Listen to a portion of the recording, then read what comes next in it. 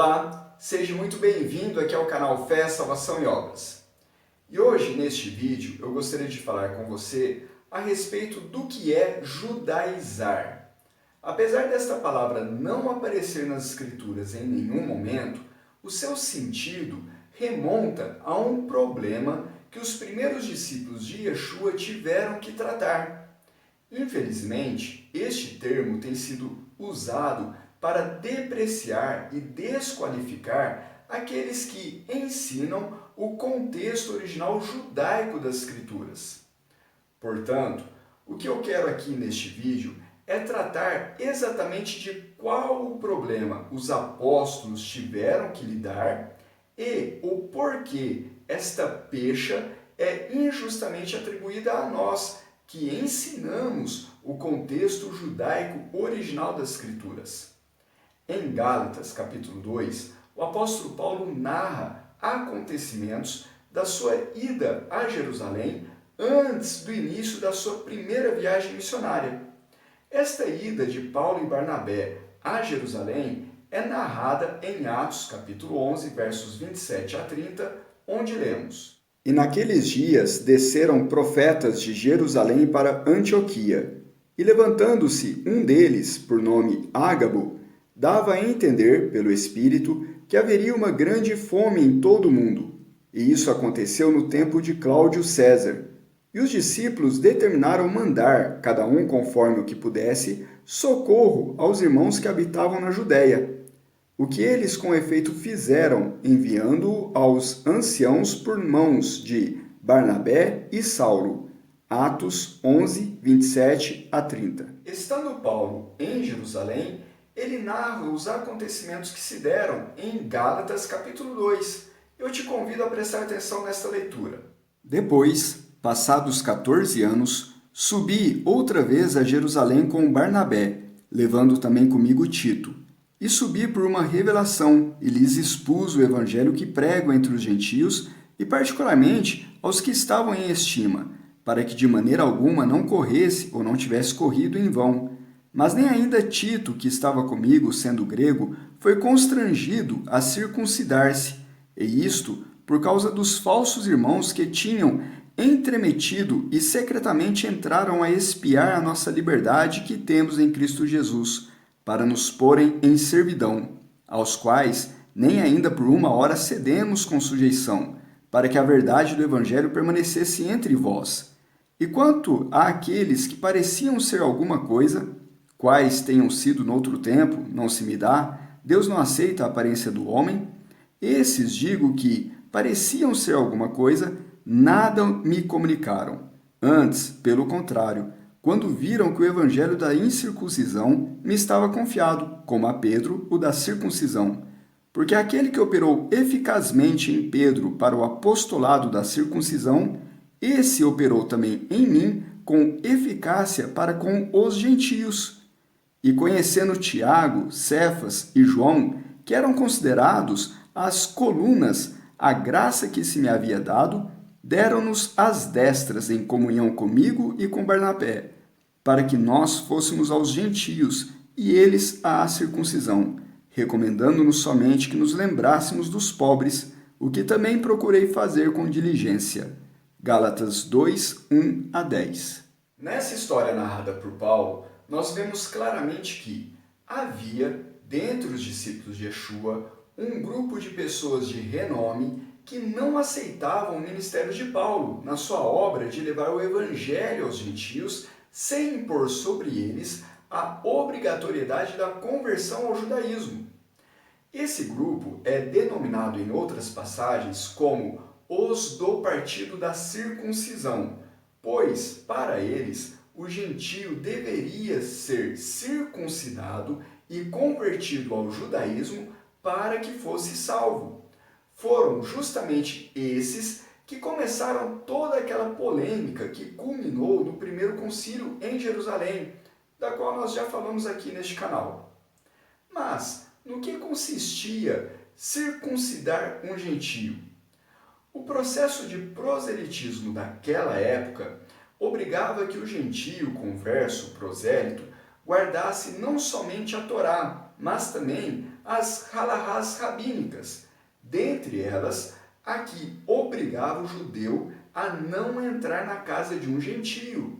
Desta forma, o prosélito tinha que romper relações com parentes ou amigos que não comungassem da mesma fé. É justo destacar que o judaísmo da atualidade não segue tais regras. Além disso, durante o batismo de prosélito, o gentio converso era obrigado a jurar a guardar toda a Torá.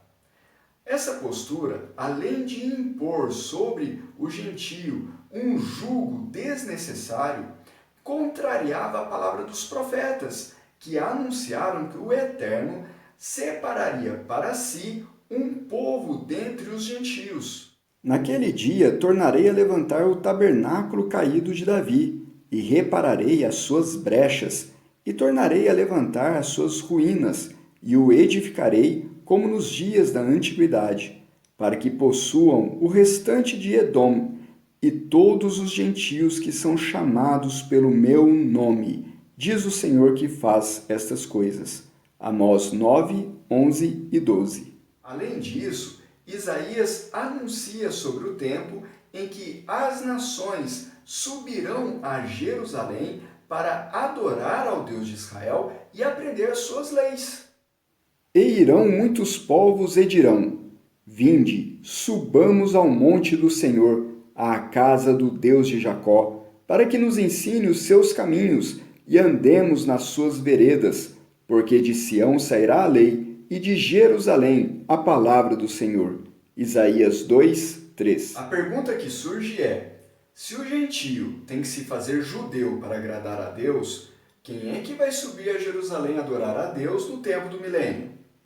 Além disso, devemos nos lembrar que o chamado de Deus para Abraão era que, em Abraão, Deus abençoaria todas as famílias da terra. Perceba então que uma grande realidade do Evangelho é que o gentio é alcançado pela graça de Deus juntamente com o judeu, não havendo a necessidade do gentio se fazer judeu para agradar a Deus. Afinal, o Eterno tem um plano e um propósito para as nações. E o apóstolo Paulo descreve esta realidade em sua carta aos Efésios, onde ele diz: Portanto, lembrai-vos de que vós, noutro tempo, éreis gentios na carne, e chamados incircuncisão pelos que na carne se chamam circuncisão, feita pela mão dos homens, que naquele tempo estáveis sem Cristo, separados da comunidade de Israel e estranhos às alianças da promessa, não tendo esperança e sem Deus no mundo. Mas agora em Cristo Jesus, vós que antes estáveis longe, já pelo sangue de Cristo chegaste perto. Efésios 2, 11 a 13. Portanto, judaizar alguém, ou seja, forçar um gentio a viver como judeu para que ele se sinta mais próximo de Deus, é contrariar os profetas e o Evangelho. Mas esta realidade nos leva a um outro ponto. Justamente porque nós somos aproximados à comunidade de Israel através da obra do Messias, é que nós, mesmo sendo gentios, temos a liberdade para celebrar as festas bíblicas, celebrar o Shabat, respeitar as restrições alimentares da Torá, não porque nos sentimos obrigados a isso para sermos aceitos por Deus, mas porque entendemos que a Torá nos capacita a conhecermos melhor a Deus e a vivermos em justiça. Além disso, todas as festas bíblicas falam intimamente a nossa fé em Yeshua como o Messias e a sua obra por nós. No entanto, reconhecemos também que há mandamentos que são específicos para o povo judeu, não sendo aplicado a nós gentios.